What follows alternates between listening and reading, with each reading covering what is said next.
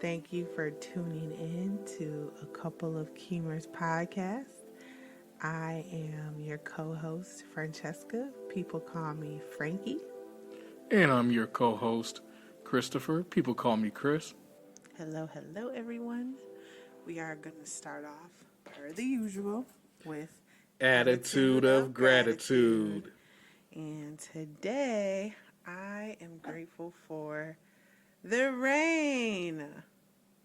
It rained Yeah. today, and we have been doing a little bit of super small landscaping things, keeping it super simple because neither one of us is like into gardening and all that stuff. But of course, as homeowners, you want your yard to look nice and whatnot. So we got it all sorted out in the front. And so we've been like watering because apparently that establishes the bushes.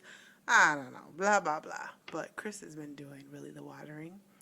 And we had rain today, so no water needed. And it cooled down after some few days of really warm days, which I didn't mind too much as long as I had some AC to get to. But I do prefer the hot weather over the cold weather. So it's just kind of nice to have a little bit cooler. It didn't like make it too cold though. So I'm grateful for the rain. What are you grateful for? I'm grateful for rest. Just catching up on rest when it comes to, doing things and you feel tired or exhausted from long days and stuff. You just need to rest your body, your mind, and sometimes even your spirit to where you need to feel rejuvenated and ready to do tasks or things the following day or days. And yeah, I'm just, like I said, grateful for rest, need to recharge and reset. Nice. So today's topic, dun dun dun, how to handle disagreements in your personal and professional life. Ooh, Let's start with personal since I said it first. okay. Just to give it some structure because the last podcast we were just all over the place. So hopefully y'all followed along and enjoyed our over here everywhere podcast. We're gonna try to keep this one a little bit more streamlined, but you know, we are who we are. So Yeah. personal life. What you got? Mm, you know, when it comes to personal life and things pop up, like I was thinking along the lines of no conflict resolution. I mean, obviously, people are not always going to see eye to eye on different things, different topics, and whatnot. But I think it's always good to like express your views and why you think and or feel the way that you do, and just try to come to some type of common ground. It's like, okay, you know what, I can see what you're saying on that, but on this part, I'm not sure, but I'm willing to work with that other thing. And I think some people are not necessarily equipped to do that or really taught to do that. And it's just really sad because, you can avoid a lot of drama and unnecessary arguments about whatever if, you just try to stay calm and give yourself some time to relax. And it's like, okay, well, let's try to talk this out, and you try to understand where each other's coming from and be open minded to it. I think that's the biggest hurdle when it comes to disagreements is being open minded to learning something different from someone else. And not to say that it's a right or wrong thing because it's not. It's a okay. Well, what makes sense in this situation for us to accomplish what we need to accomplish. Whether we're talking about couples, whether we're talking about friends, that's like what do we need to do in order to resolve whatever issue there is so we can move forward and continue to grow. Yeah. Or just decide that it's run its course. Yeah. Because, I mean, that happens too. Oh yeah. Yeah, so it just depends what your end goal is. So if it's like, okay, we have in your personal life, you have a disagreement with family or friend, and you know, it depends. Is the first disagreement? Is it one of many? Is it one of few? I don't know. I think for me, with all decisions in life, including disagreements, you have to like consider the whole situation. And a phrase that my mom always just say is like, consider the source. Yes, my mom was said the same thing throughout Consider my the whole source. life. So it's just like, where is it coming from? Did it Hmm. come from, everyone has their viewpoints on other people. Call it judging, call it whatever you want. But everyone has their viewpoints on who someone is, based on what you know about them to be true or false, how they've treated you in the past, et cetera, et cetera. So putting all that together, one, how I handle it is consider the source. Is this person known for these type of behaviors? How much do you actually know about this person and what's made them who they are? But I think just in general, or it could be these people, it could be a group, especially once we get to professional life. Sometimes it's like disagreements with a person or like a company. But anyway, personal. Um, I would just say, like, step one, what I try to do is keep my cool. Yeah. I don't let too many things rile me up and get a reaction out of me, because a lot of times once you give that reaction, all actions have a reaction. So if you already are reacting to that situation, that's going to cause another reaction, and I like to be the one that stops the action. It gives me some sense of control of the situation so that I can best handle it for me, you know? Yeah, that's something that I had to learn for years because I'm such a passionate person. And, when I'm ready to talk about something or express my views and whatnot, like I get all into it. But I had to learn that, you could still be a passionate person. And I don't think anything is wrong with that. I was just saying Yeah. how I handle it. Like, I don't think it's anything wrong if you feel so led to rebuttal and react. I don't necessarily think it's wrong to react. No, it's not. I'm just saying, like, for me, I had to learn, um, for whatever reason, some people tend to take that in a negative way, and I've never understood it, but I guess I've learned that, some people just react that way to people who are passionate and ready to articulate things in rebuttal. And, okay, like some people get a little loud, some people may, and I don't mean like disrespectfully loud, but like a little loud because, yeah, there's some emotion behind it or attached to it, and that's totally okay with me. I think it's when you get so loud and getting to the point cussing people out and stuff like that, like, okay, that's too Right. much, that's absurd. Right. I think I agree. That's too much. But even if I'm not like that, like I said, I've definitely, and I learned this too, like, not everybody is always, quote unquote, passionate about the same things either. Mhm. And just because Mhm. you may be passionate doesn't mean that that person will be as well. And it doesn't always mean that, they're just going to allow you or, let you just, express your passion for whatever reason because some people are just the type where they're just calm all the way around, and that's like I said, that's fine. I fluctuate with that because yeah, for me, I'm really into different things and various topics, and I can go on. I can get a little loud, like yes, this is how I feel, but I'm not going to uh, put them down for it.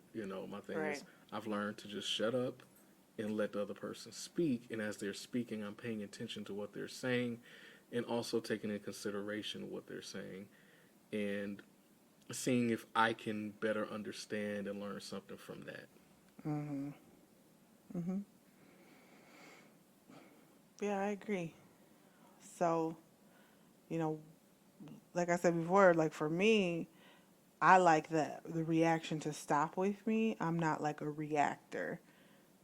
I think almost naturally for me, I'm not a reactor because I also prescribe to the belief of like you can't control anyone but yourself. And once you realize that, that gives you the power for you to move on. Like when you're so focused on what other people are doing, that can just consume you. And it's like you can't control what they do. Like you Nope. could fight your entire life. We can get into more, societal issues and everything. Not to say it's not worth dedicating life to, your life to certain things, but just realize that you ultimately, you could be a catalyst for the change, but you are not going to change that person. You yourself are not. You might be a catalyst, and then they'll come to realization and decide for themselves that they're going to change or whatever. But you cannot change them, and that's just how I think of things in like a general sense. So, with that, it takes energy to react. It takes energy to do a lot of things when you disagree with someone. So I like to sit back, reflect, and then push forward after that. And react not in the moment because once you do, you can't take back or undo what you say or do. So I believe it's wise to think about it. And some people's thinking process is pretty quick. Mine don't always be. Because I'll think of one thing and Hmm. it might be okay, but if I would have sat on it, it could be better. Yeah. You can always do something better. I believe that too. Um, but yeah, that's just how I deal with personal disagreements. And then ultimately, if you get to a point, just agree to disagree. Yeah. Because once again, you can't change nobody. Nope. If you decide to try to be the catalyst, fine. But just know, like, I think it just gets really dangerous when you think and dedicate that you are the person that's going to change when you, like, completely, it's almost like you're completely ignoring that the other person exists and has free will. Like, they're going to Exactly. decide whether or not they're going to change. Yes, Right. sometimes you need the tools because if you're not, you know, enlightened or ever run into a situation where you put yourself in or you find yourself in to enlighten you, yes, you could go around ignorant to things just based on a lot of factors, never encountering it for whatever reason, whether it's personal choice or just circumstance.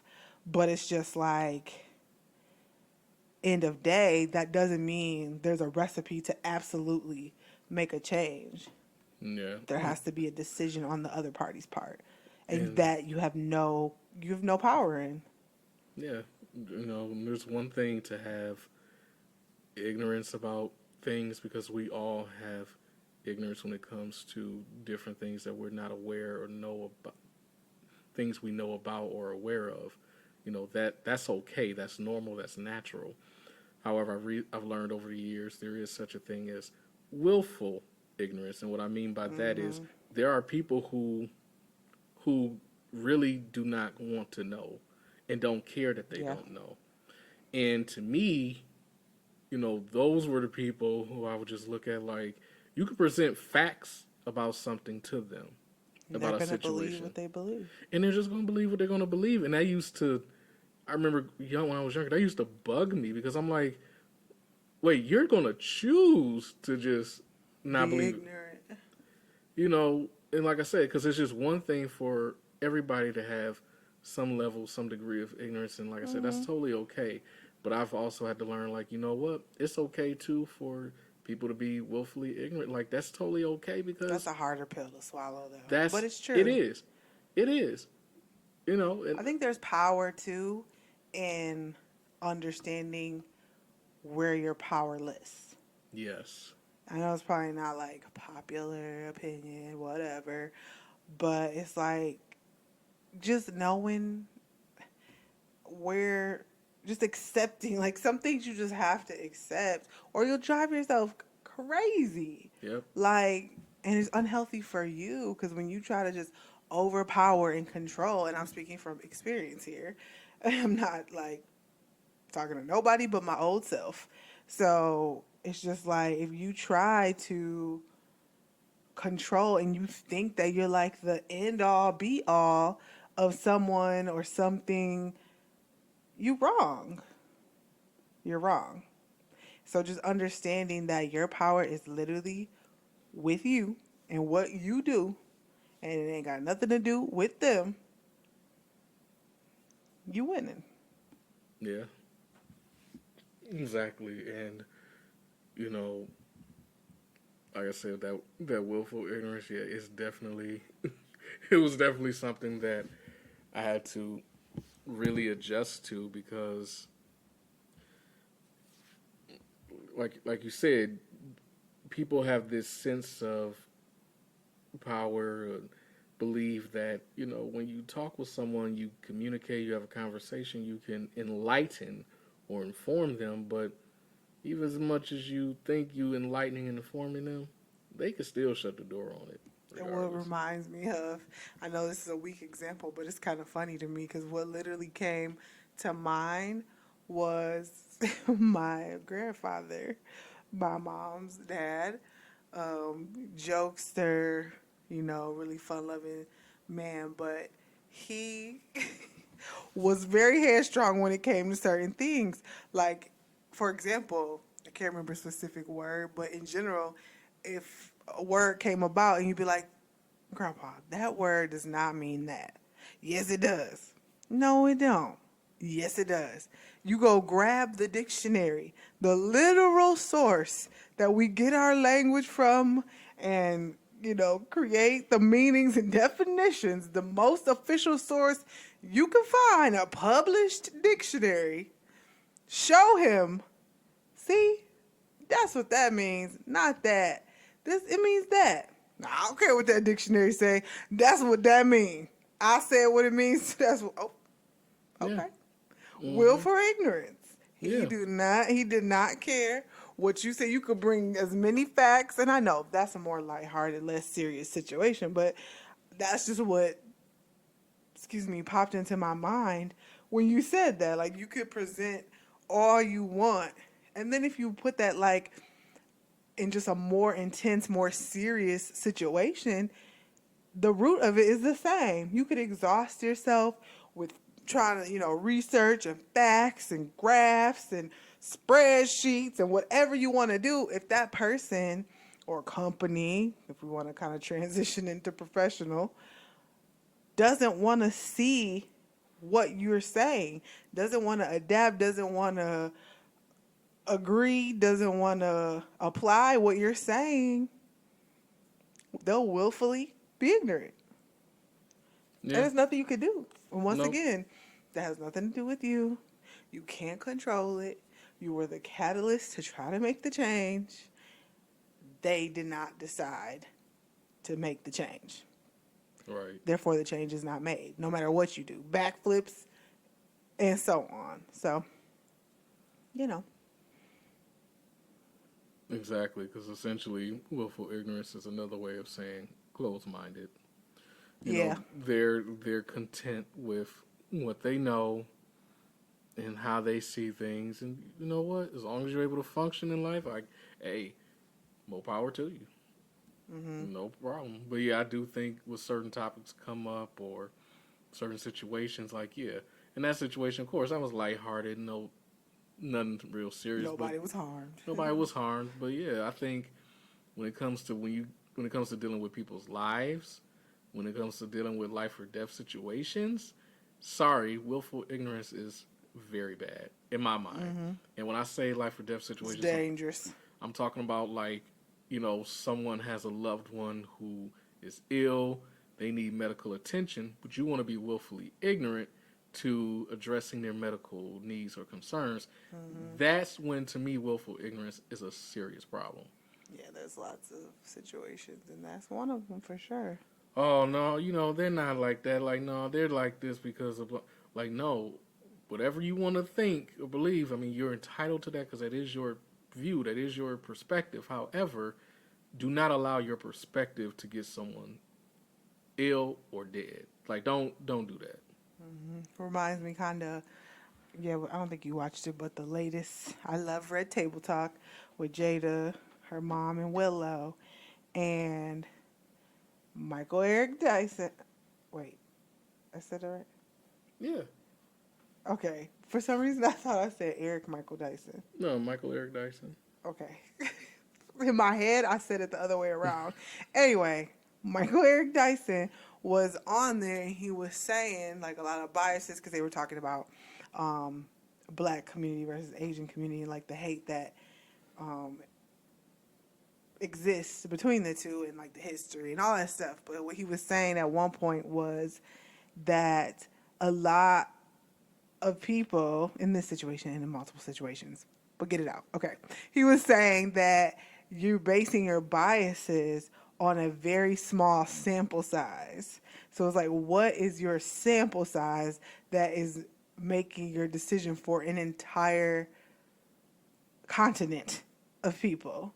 Because they were talking about black versus Asian. Of course, he was more speaking from the black side of it, the black, general thought and the black community and what a lot of people were expressing with the whole Asian hate situation in recent news. But like you're saying, what's your sample size? So somebody might be having, going back to the medical thing as you gave an example, they might have a tiny sample size of why this works, and you have a larger, broader scale sample size of why what you believe works, and they're going to still die hard believe what they believe based on a very tiny sample size. So it just depends on the life people have led and what they've believed to be true for whatever reason. And I think the larger your sample size, the broader your view. Yeah. But if Makes you sense. haven't experienced life in certain ways, whether it be your fault or not, it's still the reality. And yeah, that's where people get their biases and make their decisions on their own personal sample sizes. Yeah. That's So so how true. big is your sample size? Right. That's a big question to ask yourself when you're making a decision. What's my sample size that I have decided that this is fact, or this is best? Exactly. But transitioning into professional life. Mm-hmm. How do you deal with disagreements in professional life?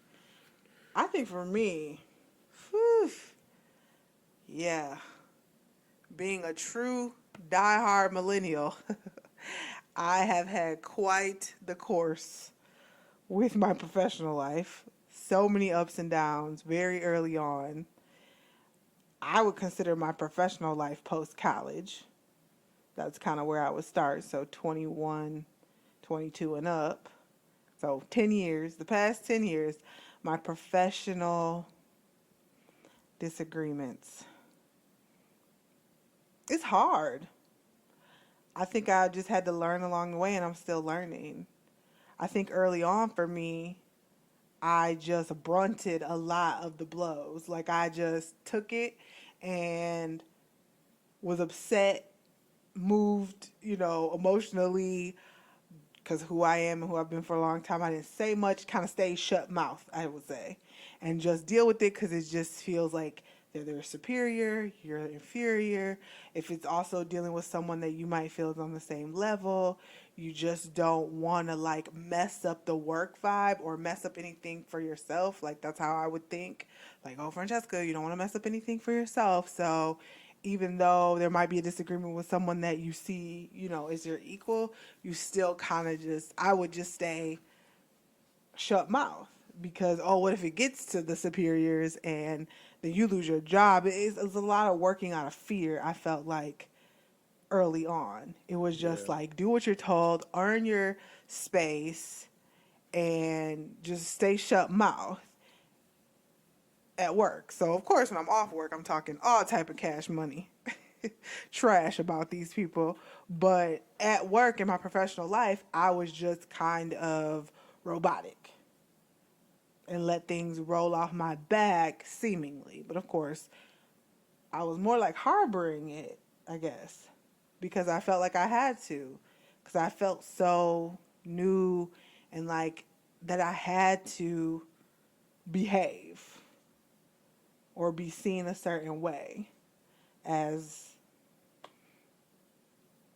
agreeable, which is not always the best It's because then not. people, the wrong people, will use that to their advantage. But I think I slowly morphed out of that once, as a true millennial, I was able to reflect on, several experiences at a certain point, once I had those several experiences and be like, like they did nothing for me but teach me that that's not what I need to do. So then I kind of got the guts, kind of came to the realization and restructured for myself that no, like I'm going to tell them what I need. I'm going to tell them what I want, what I desire. I'm going to tell them what's not okay with me. I'm going to, because I've always kind of been that type of person, but I think once I got into the professional world, I thought I had to be different. And so I was being what I thought was professional. But then I learned what professional really meant for me. And I'm sure I'll relearn some things or learn more things because my career life, my job life, has been so up and down that, I'm on a down right now. So I'll be entering back into that once my health is better, which is projected to be pretty soon. So, yeah, I'll go from there. But I would say out of all that, just don't be afraid. Say what you gotta say. Be direct. Don't try to beat around the bush too much. Of course, I do believe like a little bit of padding. Consider your source. Like you've learned these people. Sometimes you Hmm. just ease into it while learning someone, but I wouldn't say that means like um, just doing what they say, but maybe kind of just be gentle with your words at first, and then maybe ease into like, you. We all know the feelers. Like you can feel the vibe, the energy of the person. So, and then you learn from their actions who they are. So, I would just say, don't be afraid to speak up and say it. Timing is key, and I believe that for like all facets of life. Yeah. So, timing it, which that could be I'm not even going to go into all the details of that, but timing is key. It's not like you got to like, thought vomit everything to the person at once. Actually, I think that's probably not the best unless you've learned that that person is that way. But I don't think most people deal with like 20 assignments all at once, especially if, you can go one by one and there's no real like timeline of when it needs to be done or when they need to know this. So I would just do that. But I don't think, you know, staying shut mouth about majority of what's going on is the best option. I think discussions need to happen, and in the professional world, like in the forms of meetings, like we need to meet about it and discuss it. And when you come to the table, come with solutions.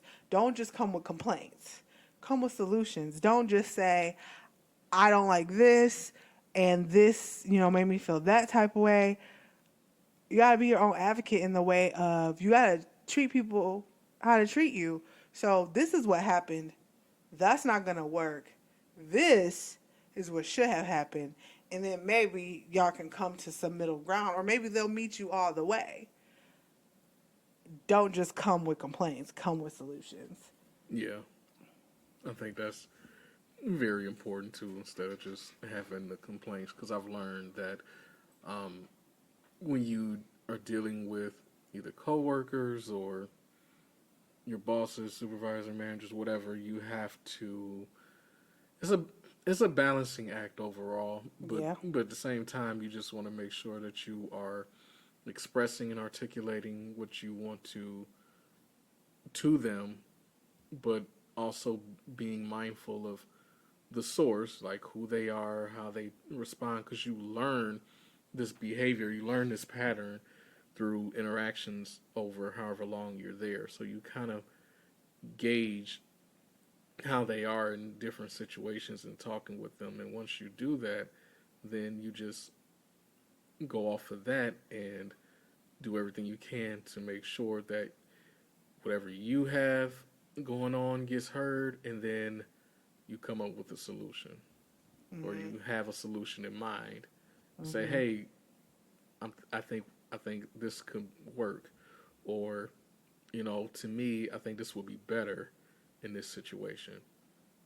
Versus you just coming with complaints, because then it looks like, for some people, it just looks like, well, you're not really invested or trying to do the best you can. You just want to sit around and complain about stuff. And unfortunately, when you're dealing with businesses and companies, I mean, there's a culture in that in itself, especially in corporate America. There's definitely Right. a culture. And there's different cultures at each place. So also realizing that sometimes that place might not fit your what you need out of a company culture, and being able to be like, this is not for me, and walking away when you're able. Obviously, not everyone's just able to just give up their job because, oh, the company culture doesn't work for me. No, that's privileged to be able to do that. But once you realize this company culture is not for me, making those steps to secure another place with a different culture, and getting out of that as soon as you're able to. You know, being realistic here. People just can't drop their jobs because, oh, I didn't like the culture. Nah, we still gotta eat, we still gotta live. But that would be the next goal, is to get away from it. Once you realize there's no sense of staying, once you can get out of it, bounce out of it. Exactly. Yeah, that. Anything else? Not that I can think of. Yeah, that professional life and personal life is a overall balancing act. But from my experience, I know it's definitely um, a stressful balancing act at times, especially with professional life. So I think overall, just gauging your situations and knowing the people involved, and that's really going to be the key things to formulating your approach and coming with the solutions. Yeah. I think we pretty much summed that one up today. Yeah, The last one was pretty long, so we won't hold you guys yeah, too much longer today. So I think I've used this before, but I just think time and a place for everything is a good quote. It's my favorite quote. There's a time and a place for everything. And I think once you apply that, you will find yourself in the best situation possible in all situations. Not all situations are great, but you can make them a little bit better by applying that there's a time and a place. right. There's a car alarm going off, and I'm very shocked that our dogs are not losing their mind. Very good. All right. Song association game. I want to beat you this time. Too many ties. We got a little bit of time today, so Okay, best 2 out of 3. That's how we're going to start. okay. Press.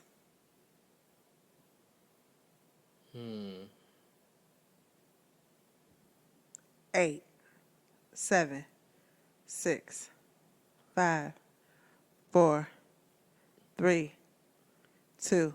Press, press, press, One. press. Cardi don't need more press. That's the song I was thinking of. And you sang it wrong, but I'll give it to you. Okay. Okay. And your word is rock. Rockabye, baby, in the treetop. That Really? counts. Okay, fine. That's a song. It is. Okay, fine. I wanna rock with you all night. Yes. Okay, fine. Okay.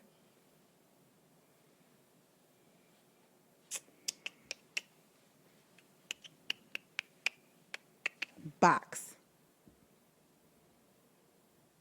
8, 7, 6, 5, 4, 3, I got 2, this ice box where my 1. heart used to be. I got That's what this I was ice thinking box of too. where my heart used to be. I'm so cold. I'm Oh, so cold. I'm so cold. I'm so cold. oh, I'm so cold. I'm so cold. Maria. the Yeti. Right. You guys watch the Mass Singer. Masked Singer? We love that show. So sorry if we just ruined it. But Omarion's the Yeti.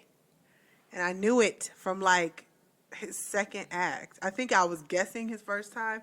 And then the second one I was like, oh, it's Omarion. Yeah. Oh yeah, that was him. Your turn, Mr. Keemer. You done got both. Let's see.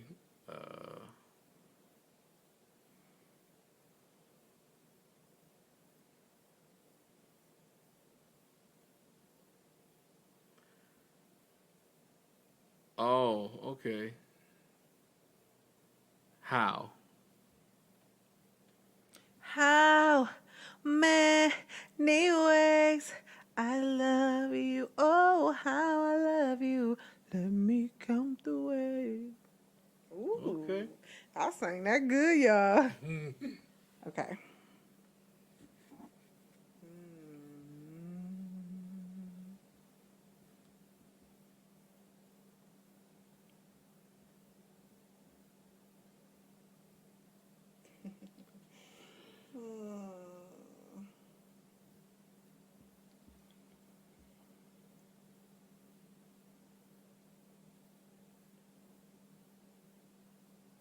I don't know. Fan. Did I do that? I think I did that one before. Oh well, fan.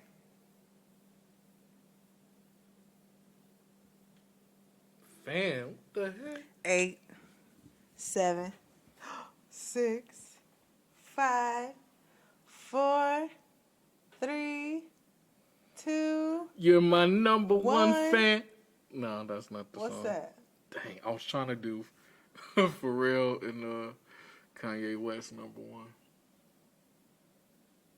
Nope, you didn't get it in time. If I win this, if I get this one, I beat your booty tutor. Okay. Booty tutor. I don't know where that came from. Fan. I was thinking Backstreet Boys. Cause mom, you always were the perfect fan. Oh goodness. You know that song? Makes me cry. Used to.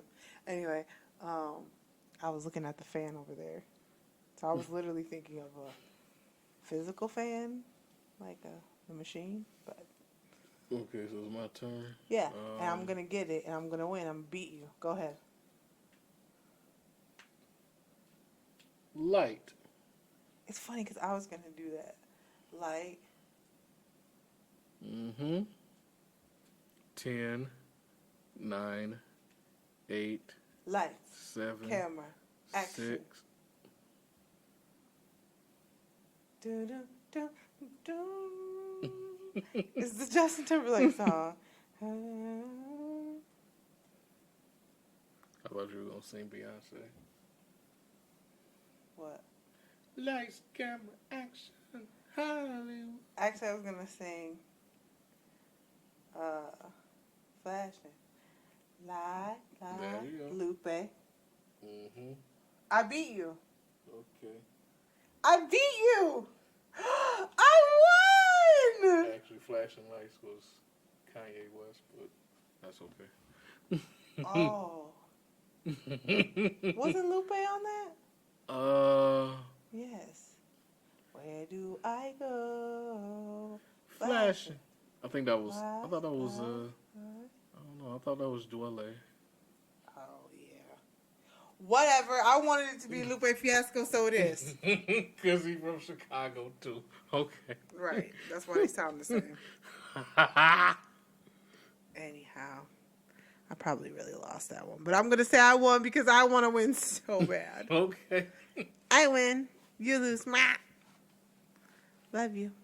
Love you more. Thank you for listening. Make sure you rate and review if you like what you hear. Also, like, subscribe, comment, and share with a friend. See ya.